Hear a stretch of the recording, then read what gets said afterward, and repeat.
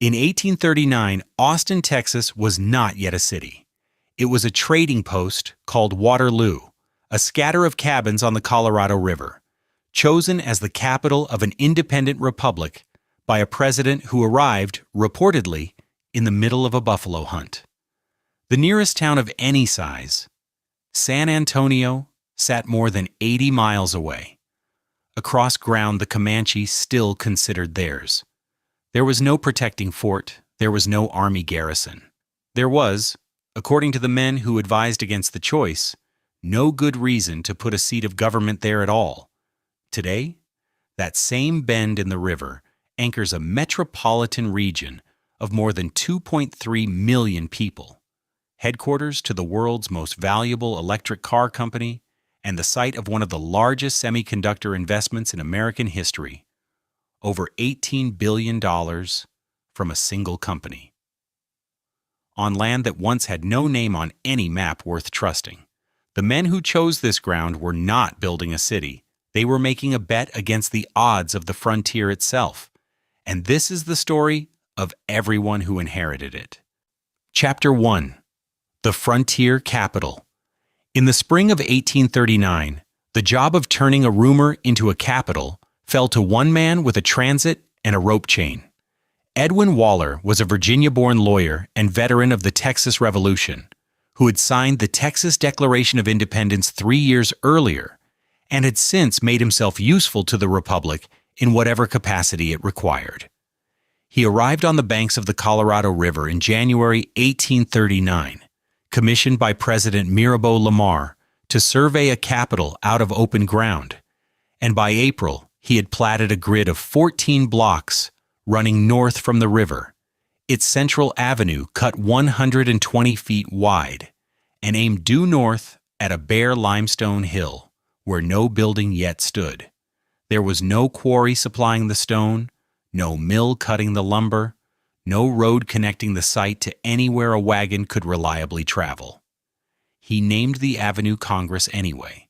The capital would come later. The avenue came first. That promise arrived faster than the protection did. By the fall of 1839, the town held perhaps a few hundred people, clerks, surveyors, laborers, raising the first state house out of log and clapboard, and almost nothing built to keep any of them alive. The town had raised no stockade, no fort stood within reach, and no army waited between Congress Avenue and the plains the Comanche had ridden for generations, nor had the Republic promised help would arrive before the raiders did. Through the early 1840s, the raiding parties came anyway, close enough to the edge of town that a stolen horse or a burned cabin was not news so much as weather, and close enough to the seat of government itself that clerks kept loaded rifles propped against the walls of the rooms where they drafted the Republic's laws. The frontier was never far from the ink. The danger sharpened in 1842. In March, a Mexican army column crossed the Rio Grande and occupied San Antonio, less than 80 miles to the southwest. And in the same months, Comanche raids intensified, as if the frontier itself had chosen that spring to test the young capital on two fronts at once. President Sam Houston, who had opposed Waller's choice of site from the start and said so loudly in the newspapers, decided the government's papers were safer somewhere else, and Austin's charter as capital along with them. He ordered the Texas General Land Office archives loaded onto wagons under cover of night, quietly, without a public vote or a legislative order, and sent them under guard toward the city of Houston, which bore his own name. It was, by any measure, an act of retreat dressed up as an act of administration. The citizens of Austin did not wait for a debate in the legislature. A group of armed residents, organized within hours into what history would remember as a vigilante committee, hauled out a cannon kept on the town square, loaded it, and rolled it into the road ahead of the wagons. They stopped the teamsters at gunpoint, seized back the crated documents, and stood watch over them through the night, sleeping in shifts beside the crates until the danger of another attempt had passed. No order had come from a soldier, no garrison stood behind them, and no law required any of it. The cannon belonged to the town, and so, they had decided, did the archives. The wagons never reached Houston. Houston never forgave the town for it, and he spent years afterward looking for another way to undo the choice Waller had staked in the dirt 3 years earlier. He never found one. The cannon went back to the square. The rifles stayed by the walls. And on the empty lots, surveyors had platted for a government that could barely feed itself, men with no interest in politics at all, land agents, cotton factors, a scattering of speculators fresh off the boat from Tennessee and Kentucky, were already beginning to count the value of ground that no bank in the Republic would yet lend against, and no cannon would ever need to defend. Chapter 2. Statehood and Stone. On December 29, 1845, the Republic Waller had staked out of open ground ceased to exist, and Austin found itself capital not of a fledgling republic, but of the 28th state, in a union that had taken 9 years to decide it wanted Texas. The town Waller platted 6 years earlier still looked more like an idea than a place. Its population held in the low thousands, thin across the grid he had drawn, more paper than pavement. Congress Avenue ran its full 120 feet, past vacant lots and half-raised storerooms, a boulevard waiting for a city large enough to deserve it. Annexation changed the letterhead. It did not change the arithmetic. For nearly 4 decades, that arithmetic scarcely moved, while the state's ambitions drifted toward richer ports and rail towns, Galveston with its harbor, Houston with its tracks, San Antonio with a history older than the Republic itself. What Austin still held was land, open acreage the legislature could hand to any institution willing to plant itself on the prairie's edge. It was on those terms, inducement dressed as honor, that the University of Texas came to sit on a rise northeast of the Capitol grounds.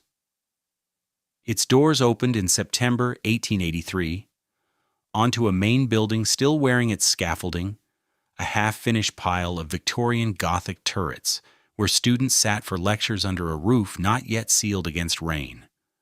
No endowment funded it, no patron underwrote it, and no architect had yet finished it. The university opened anyway, because Austin, whatever else it lacked, had never once lacked ground to build on. The Capitol itself needed no such excuse. The state had wanted a monument since before annexation, and had simply lacked, for 40 years, the money and the material to build one. Both arrived together in July 1885, out of a granite quarry on a rise near Marble Falls that 3 Texas landowners, George W. Lacey, William H. Westfall, and Nimrod L. Norton, had opened 3 years earlier and named Granite Mountain. The partners agreed to donate the sunset red granite outright, a color unlike any building stone yet quarried in Texas, on the condition that the state extend a rail line from Burnett out to the mountain and supply the labor to cut it. The legislature agreed to both terms. The labor it supplied was convict labor, sentenced men swinging hammers under armed guard for a monument they would never be permitted to enter. By the time the work was finished, more than 15,000 railroad carloads of granite had moved north along that spur. What rose from that stone cost the state $3.7 million, paid not from the Treasury, but from 3 million acres of panhandle land, signed over to the contractors. Land the state could spare more easily than cash. The building climbed higher than its architects had first drawn it, and higher, when finished, than the United States Capitol in Washington, a fact the legislature noted with quiet satisfaction. Red granite walls rose over a limestone base, quarried closer to town. A color Texas had never before put on a building this size. Scaffolding climbed with the walls. Cranes climbed with the scaffolding. By the winter of 1888, only the dome stood unfinished, open at its crown, waiting for the one piece that would make the building legible from every direction at once. That piece arrived in February 1888. A zinc statue nearly 16 feet tall and weighing more than 2,000 pounds, cast in Chicago and shipped south under canvas, her face kept secret until installation day. Newspapers had taken to calling her the Goddess of Liberty before anyone in Austin had seen her. Workers rigged block and tackle to the dome's iron frame, wrapped the statue in canvas slings, and began the climb in a wind strong enough to swing half a ton of zinc against the scaffolding with every gust. Below, the crowd on Congress Avenue could not yet see her face, only the shape of her moving upward, foot by foot, into a sky that had never before held anything built by Texans. She was still climbing when the sun went down. Chapter 3. Moonlight and the Flood. She reached the crown before the light gave out.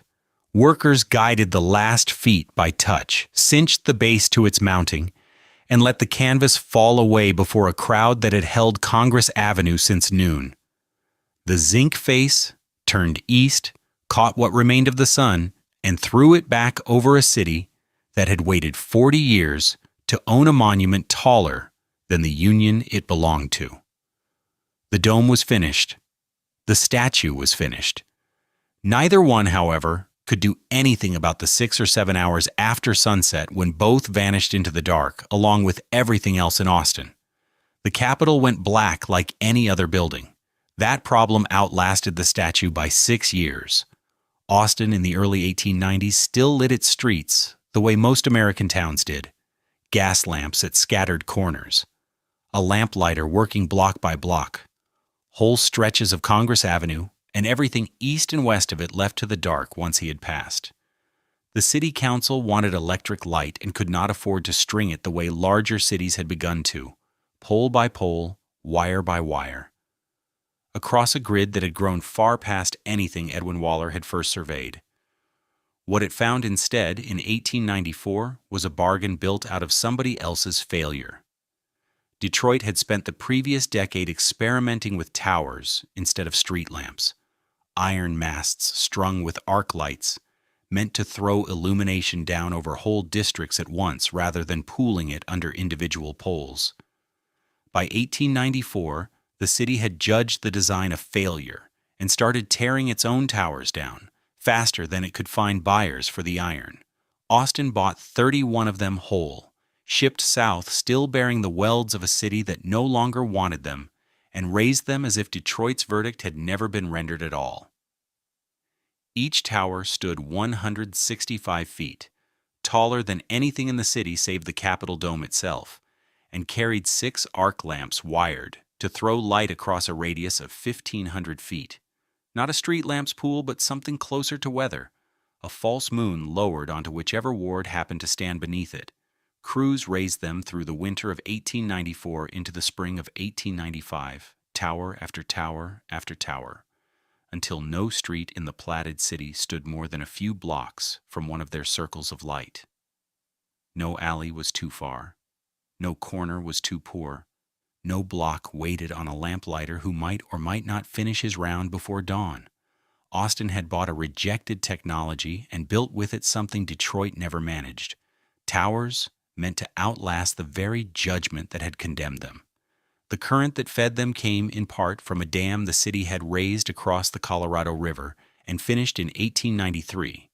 Stone and timber meant to turn the river's fall into power, the way the granite quarry at Marble Falls had turned stone into a capital. It held for 7 years. On April 7, 1900, 17 inches of rain fell across the watershed above Austin in 48 hours. And the river the dam had been built to discipline stopped answering to it. The structure gave way in the night. 18 people were killed in the flood that followed, and close to 100 houses along the river's banks were destroyed before morning. The moonlight towers kept their iron frames standing through the storm, unmoved and untouched, throwing no light at all, because the plant that powered them had gone into the river with everything else. Austin stayed dark in the sections the dam had lit for months afterward. 2 miles northeast of the wreckage, on the rise where the university's main building had opened without a finished roof 17 years earlier, the new semester was already being planned as though nothing along the river had happened at all. Chapter 4: The Quiet Decades and 96 Minutes. The semester opened as planned and closed, and opened again. And for the next 6 decades, Austin did this without much to distinguish one turn of the calendar from the next. There was no boom to match the Moonlight Tower's ambition, and no bus deep enough to empty the streets around the capital. Only the slow accumulation of a state government town and a college town going about their business, session after session, semester after semester, while the rest of the state built oil derricks and cattle empires around it. It was a city that filed things: appropriations bills, enrollment records, deed transfers. It was a city that built things without hurry. A dormitory here, a highway spur there, an office wing added to the Capitol grounds roughly on schedule. It was a city that waited through 2 world wars and a depression that gutted much of the rest of Texas for a distinction it had not yet earned. By the middle of the 20th century, Austin's population had still not reached 100,000. Among the buildings raised during those unremarkable decades was the University of Texas Tower, finished in the 1930s and rising 27 stories above the campus. Built, like the Capitol Dome and the Moonlight Towers before it, as a statement of ambition rather than necessity. It housed offices and a library collection. Its observation deck offered a view of the whole basin the city sat in: the river, the Capitol, the hills to the west. For 3 decades, it served exactly that purpose and no other. On the morning of August 1st, 1966, Charles Whitman, 25 years old, an engineering student at the university and a former United States Marine, killed his wife and his mother in their respective homes. Both killings are documented. No further account of them is required here. He then drove to the campus, carrying rifles and ammunition in a footlocker, and took the elevator to the 27th floor of the tower. He killed the receptionist at the reception desk of the observation deck and 2 visitors on the stairwell below it. Shortly before noon, he began firing down onto the campus and the streets surrounding it. For the next 96 minutes, Whitman fired from the deck at people below: students walking between classes, a police officer, a pregnant woman crossing the South Mall, a delivery boy on a bicycle 2 blocks away. He killed 16 people in total and wounded 31 more before an Austin police officer and a civilian volunteer reached the observation deck by way of the stairwell and killed him at 1:24 p.m. The siege had lasted 96 minutes. It remains, measured by duration and by the number of dead and wounded from a single position, the deadliest hour in the city's history. The tower had been built to announce what the university intended to become. For 96 minutes on an August afternoon, it announced something else, and the 2 buildings that had stood over Austin since its founding, the Capitol Dome to the south, the tower to the north, looked at each other across a campus that would not be the same distance from either of them again. By evening, the dead had been named, the wounded counted, the deck closed. Austin's population, still short of the 6 figures it had spent 60 years failing to reach, would cross that mark within the decade, and cross it faster and by a margin larger than anything the quiet years before August 1st had prepared it for. Chapter 5: Silicon Hills. On July 31st, 1967, International Business Machines opened a 100,000 square foot plant in North Austin, built to manufacture the Selectric typewriter. IBM was the first major electronics manufacturer to gamble on the college town, and the gamble was narrow and specific. Not tax incentives, not cheap land alone, but the engineering graduates the University of Texas had been producing for decades, with nowhere adequate to send them. Texas Instruments followed by 1969, drawn by the identical calculus. The same faculty, the same curriculum, The same annual class of trained hands walking out of the same buildings that had, a generation earlier, produced mostly lawyers and legislators. Within 2 years, Austin held two of the largest names in American electronics, inside an economy that had run, since its founding, on government payrolls and tuition checks. The government and college town had acquired a second engine, quietly, without renaming itself. That second identity got its name in 1983 when a consortium of computer companies founded the Microelectronics and Computer Technology Corporation in Austin, a joint research venture assembled because no single firm could outspend the rising Japanese chip industry alone. MCC gave the city its first tech nickname, Silicon Hills, an echo and a challenge aimed 600 miles west at the valley the name was borrowed from. The hills, unlike the valley, came with a state legislature down the street and a public university supplying the labor at no premium. The nickname arrived before the population did, before the skyline did, before anyone outside the industry had reason to notice. It would take 13 more years to be earned in full. On May 3, 1984, in room 2713 of a University of Texas dormitory named Dobie Hall, a 19-year-old pre-med student named Michael Dell began assembling personal computers from stock parts, working with $1,000 in starting capital under the name PCs Limited. Dell had no engineering degree, no corporate backer, no laboratory, only a dorm room, a working theory that IBM-compatible machines could be built cheaper and sold direct, and the retail markup every established competitor assumed was unavoidable.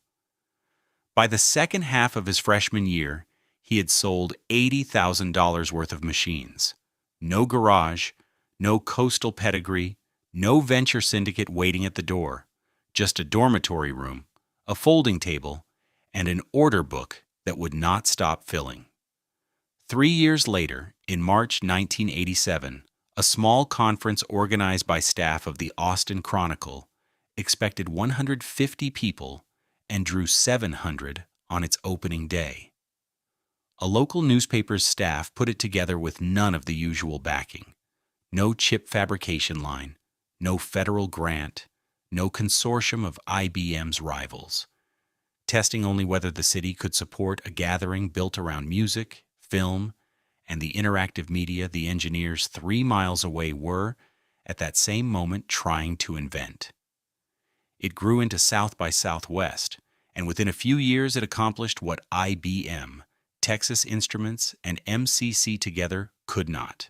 It put Austin's name in front of an audience that had never heard of the Selectric, or Dell, or the Microelectronics and Computer Technology Corporation, and did not need to. In 1988, the federal government funneled roughly $870 million through a semiconductor research consortium called Semitech, headquartered in Austin, built to keep the American chip industry from losing permanent ground to Asia. It was the largest single vote of federal confidence the city's electronics sector had yet received. It arrived not because Austin had lobbied hardest, but because the infrastructure, the university, the existing manufacturers, the research culture MCC had already normalized, was standing and ready when Washington went looking for a home. The government town and the tech town had, by now, become difficult to separate. By 1996, the pattern read clearly enough that a conglomerate on the other side of the Pacific could follow it without a map. That year, Samsung broke ground on its first Austin semiconductor fabrication plant, the largest name yet to conclude that a city once defined by a Capitol dome and a limestone tower had become something the rest of the industry now had to reckon with. The ground had been broken. What got built on it, and what it would eventually cost, belonged to the years still ahead. Chapter 6. The Boom Nobody Could Stop. Over the following decades, Samsung invested more than $18 billion into that single Austin site, one of the largest direct foreign investments in American history. Clean rooms multiplied across ground that had been scrubland only years before. Wafer fabs rising where cattle had once grazed within sight of the highway. The single fabrication line that broke ground in 1996 grew into a manufacturing complex employing thousands, its output measured in silicon wafers shipped by the millions to buyers the plant's first engineers had never met and would never meet. Suppliers followed the money south, then their suppliers followed them, until an entire second economy had assembled itself around one company's decision to build here rather than somewhere else. Austin had asked for one factory. It received an industrial anchor that no longer moved. The technology base bent under pressure twice in the years that followed, and both times it held. The dot-com collapse of 2001 erased fortunes built on companies that had never turned a profit, taking entire office parks in Silicon Valley down with them. But Austin's did not go with them. The 2008 financial collapse seized credit systems worldwide and left cranes standing idle from Phoenix to Las Vegas. Austin's kept turning, because the money Samsung had already sunk into the ground here was not the kind a corporation walked away from twice. State government kept its payroll. The university kept its enrollment. Austin's economy, insulated by both, did not so much survive the decade as ignore it. In July 2020, Tesla broke ground on a 2,500-acre gigafactory along the Colorado River east of the city, an initial investment of $1.1 billion that Elon Musk said would eventually exceed $10 billion. Foundations went in through a Texas summer. Steel followed within months, rising fast enough that satellite photographs from consecutive quarters looked like they belonged to different buildings entirely. The following year, Tesla moved its corporate headquarters out of California altogether, relocating to Austin and confirming what Samsung had only implied 25 years earlier. Reporters who had once flown in to cover a groundbreaking now flew in to cover a departure from somewhere else. The company had stopped visiting Austin. It had started living there. The pandemic accelerated everything Samsung and Tesla had already set in motion. Austin became the single most searched moving destination in the United States, as remote workers and the companies employing them left coastal cities whose price tags no longer made sense against a laptop and a Wi-Fi connection. The median home listing price rose from $369,745 in April 2020 to $625,000 in April 2022, a 69% increase in 2 years that outpaced nearly every other metro area in the country. Moving trucks backed into driveways faster than the city could issue permits for the houses meant to receive them, and for sale signs came down within days of going up. Then, in February 2021, the story stopped being about money for a while. That month, Winter Storm Uri knocked out the Texas power grid for 4 days, cutting electricity to more than 4.5 million people across the state as temperatures fell into the single digits and stayed there. Pipes froze inside walls that had never been built for cold like that, then split when the thaw came. Water treatment plants failed. Texas later recorded 246 deaths from the storm. Independent estimates ran considerably higher. None of the counts included the households that simply went without heat, without water, and lived. In neighborhoods a few miles from the Capitol Dome, residents burned furniture and fence posts to keep children warm, melting snow on stovetops for water, while pipes split behind drywall they could not see or reach. Some households went more than 4 days without electricity in a city that had just finished a decade of never losing.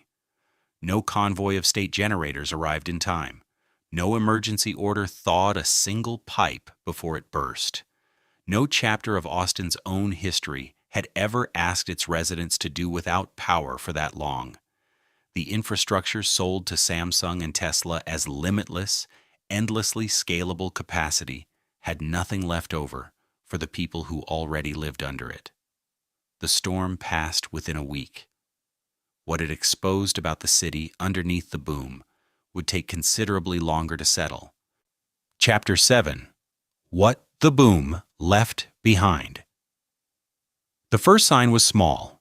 A corporate blog post dated early 2023 thanking Austin employees for their contributions before the layoffs began. Nothing about it announced itself as the end of anything. It read like routine corporate housekeeping, language written to be forgotten by the people who wrote it. It was not forgotten by the people who received it. By the end of that year, the companies that had raced to Austin began cutting back just as fast as they had arrived.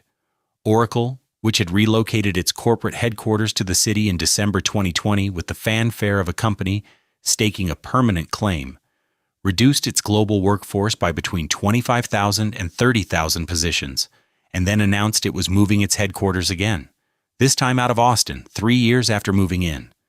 Tesla, whose Gigafactory groundbreaking had been treated as a civic holiday, laid off nearly 2,700 workers at that same site.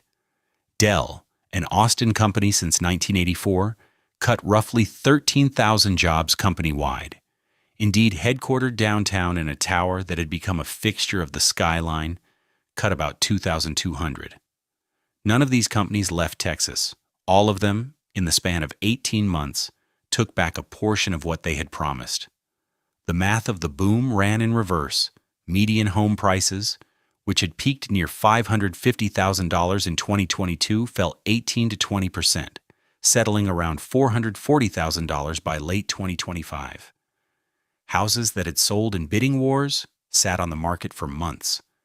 Builders who had broken ground anticipating another decade of arrivals found themselves finishing subdivisions for buyers who were no longer arriving in the numbers the spreadsheets had assumed.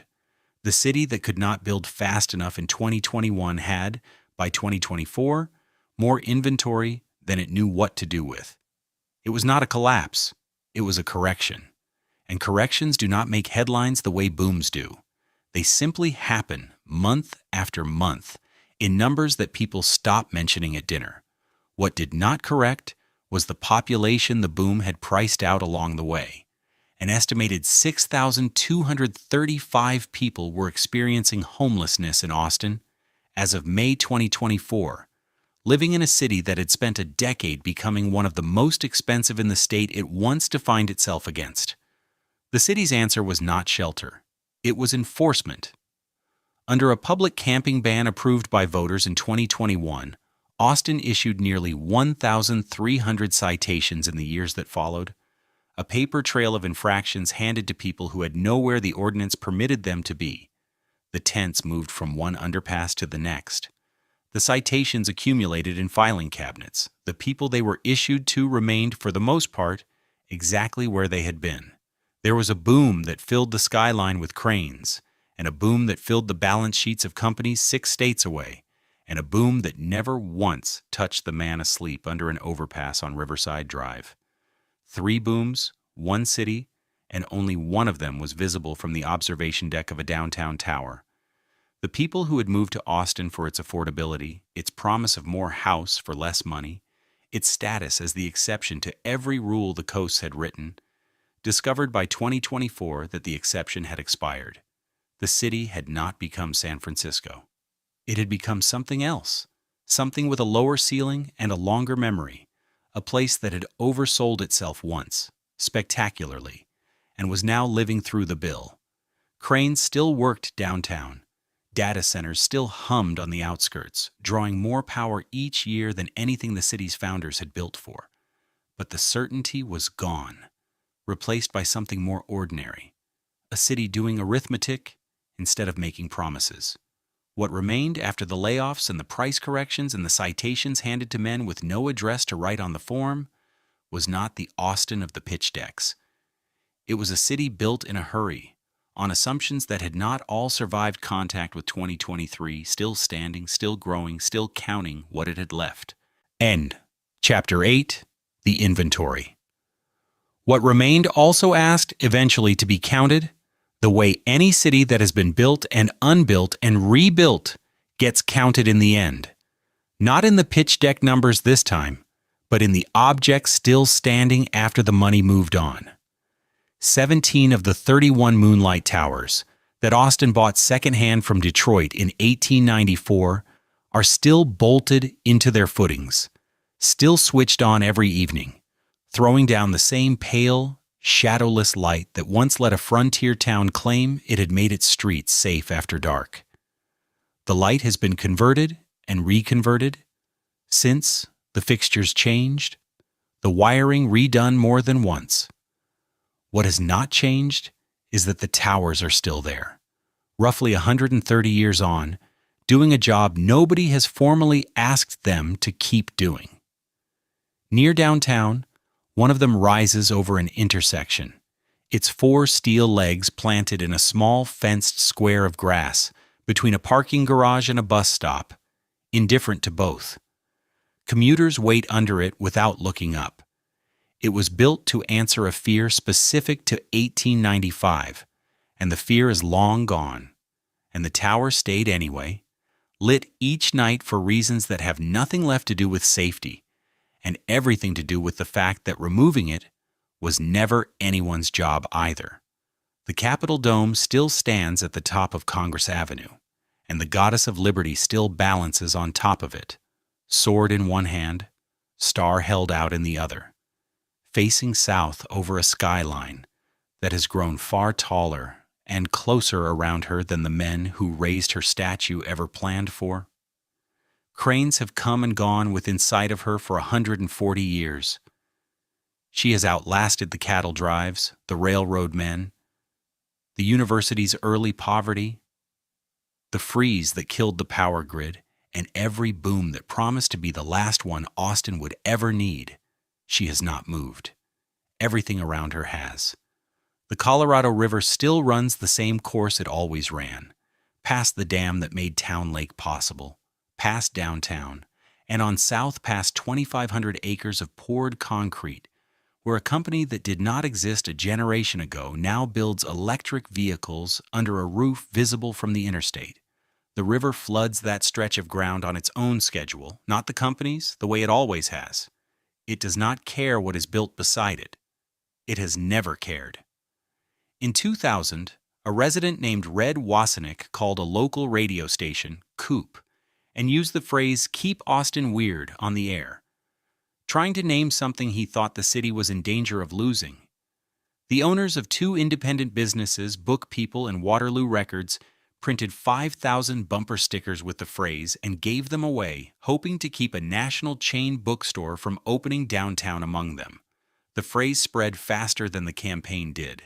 It outlived the specific fight it was made for, and it is sold today printed on official city merchandise, in shops that stock it on shelves, beside the national brand goods it was coined to keep out. The stickers are still visible on bumpers around the city, faded, some of them 30 years old, parked next to cars that were not built in Texas and never will be. A Moonlight Tower stands tonight at the edge of a parking lot off South Congress. 130 years old, its cables still strung between 3 iron masts, the way they were strung when Grover Cleveland was president.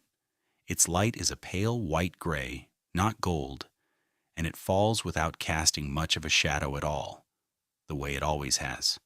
Underneath it, a line of electric scooters sits chained to a rack, charging. The tower was built to make a raw, unfinished town feel less afraid of its own dark.